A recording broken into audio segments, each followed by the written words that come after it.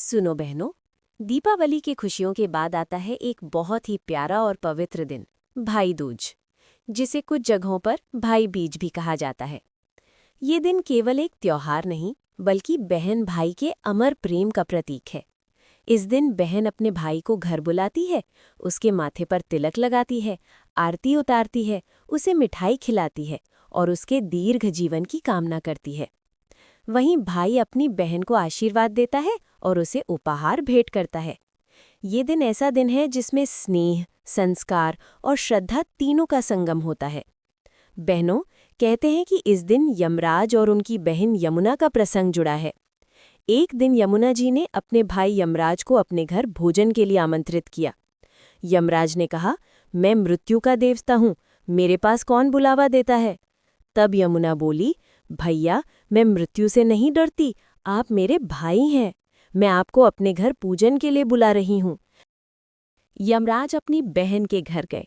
यमुना ने प्रेम से आरती उतारी, तिलक लगाया, मिठाई खिलाई और उनके दीर्घ जीवन की प्रार्थना की। उस प्रेम और श्रद्धा से प्रसन्न होकर यमराज ने कहा, हे बहन, आज के दिन जो भी बहन अपने भाई का तिलक करेगी, उसका भाई कभी अकाल मृत्यु को प्राप्त नहीं होगा और सदैव सुखी रहेगा। तभी से बहनों, ये दिन भाई की लंबी आयु और बहन की समृद्धि का पर्व बन गया। अब सुनो बहनों, इस दिन क्या करना चाहिए?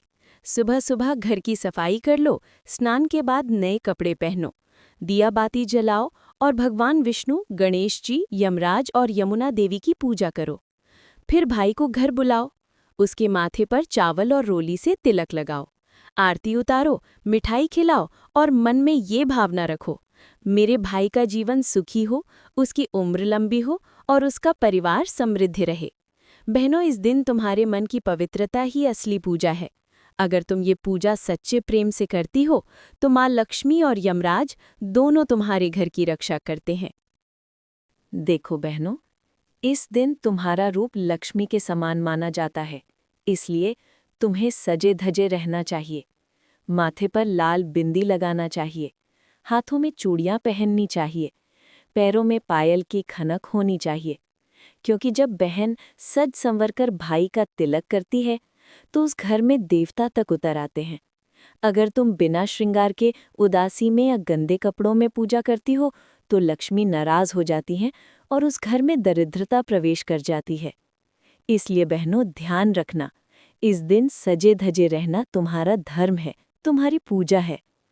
कहते हैं, अगर कोई बहन इस दिन तिलक नहीं करती, तो भाई का भाग्य कमजोर हो जाता है और घर में अशुभता फैल जाती है।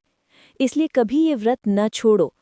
भले भाई दूर हो, उसका चित्र सामने रखकर तिलक कर लो, लेकिन इस परंपरा को कभी मत तोड़ो। अब जरा सोचो, गांव के चौक में आज कैसा नज़ारा होता है। जगह जगह मेले लगे हैं, बच्चे झूले झूल रहे हैं, महिलाएं रंग बिरंगे कपड़े पहनकर समूह में जा रही हैं। हर ओर ढोल नगाड़े और खुशी की गूंज है। कहीं मिठाई के ठेले, कहीं खिलौनों की दुकान और हर चेहरे पर एक प्यारी मुस्कान। बहनों, ऐसे दिनों में ही गांव की असली आत्मा जागती है। मिलजुल कर खुशियां मनाना ही तो असली धर्म है। अब सुनो बहनों, पूजा के समय क्या क्या चाहिए। एक सुंदर चौकी, एक थाली में चावल, रोली, दिया, मिठाई, फूल और पानी का कलश। उस पर अपने भाई का नाम लेकर तिलक करो, आरती उतारो और आशीर्वाद मांगो।